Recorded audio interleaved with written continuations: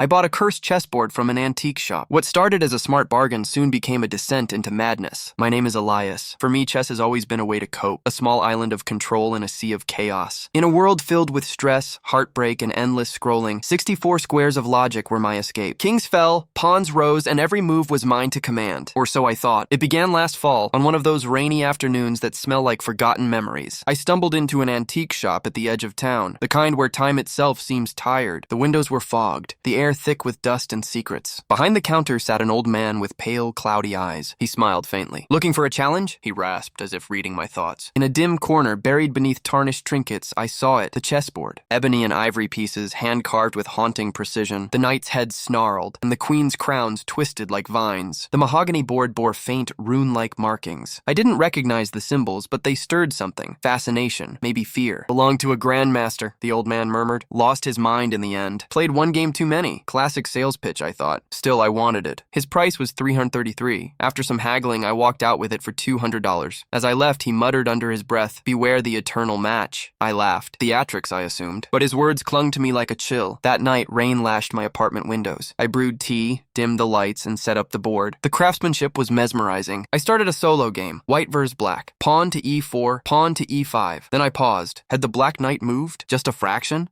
No, it must be the shadows.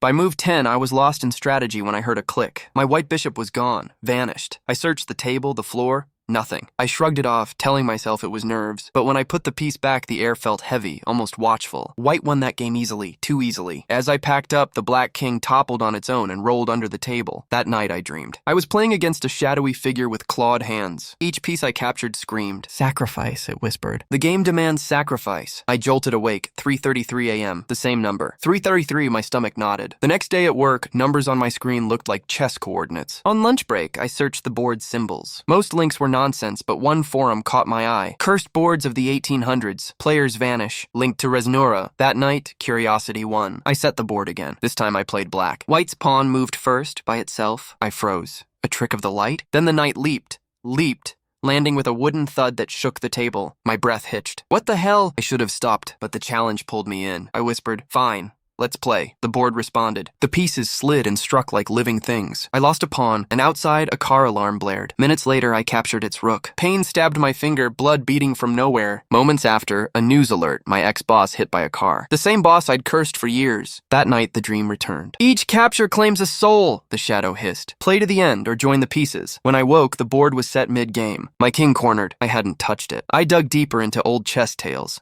Mad prodigies, haunted automata, and the infamous immortal game. Then came a DM from a Reddit user. "Destroy it. It's the eternal game, and for keeps." I tried to ignore it, but by evening I was playing again. Every capture brought disaster. A bishop taken. My landlord slipped and broke his arm. My knight lost. A bruise bloomed on my leg shaped like a hoof. The board was bleeding my life dry. "Finish the game," a voice growled. Deep. Real. The black king stood upright on its own. We played for hours. Sweat pooled on the table. I was trapped in a zugzwang. Any move would doom me. In desperation, I sacrificed my queen. A thunderclap split the sky and my sister called, screaming that her golden retriever, Queen, had died suddenly. I hurled the board against the wall. It landed perfectly, pieces untouched. The final night I tried to flee it. I locked the board in the closet, but when I turned, it was on the table again.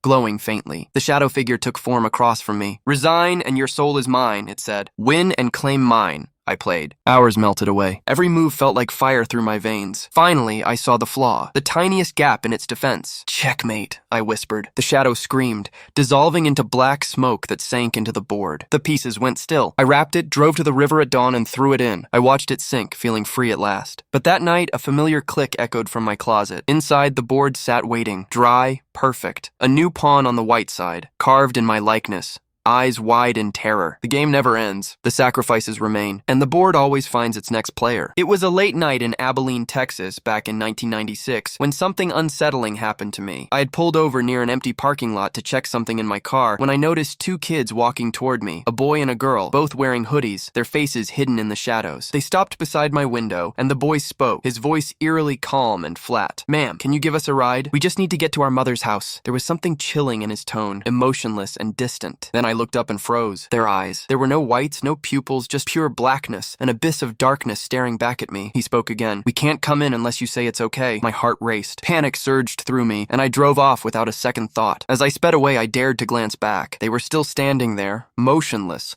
watching me disappear into the night. Later, I learned I wasn't the only one. People in Abilene had seen them too, those strange, black-eyed children always asking to be let in. To this day, I have no idea who or what they were, but those eyes, I'll never forget how they looked at me from the dark.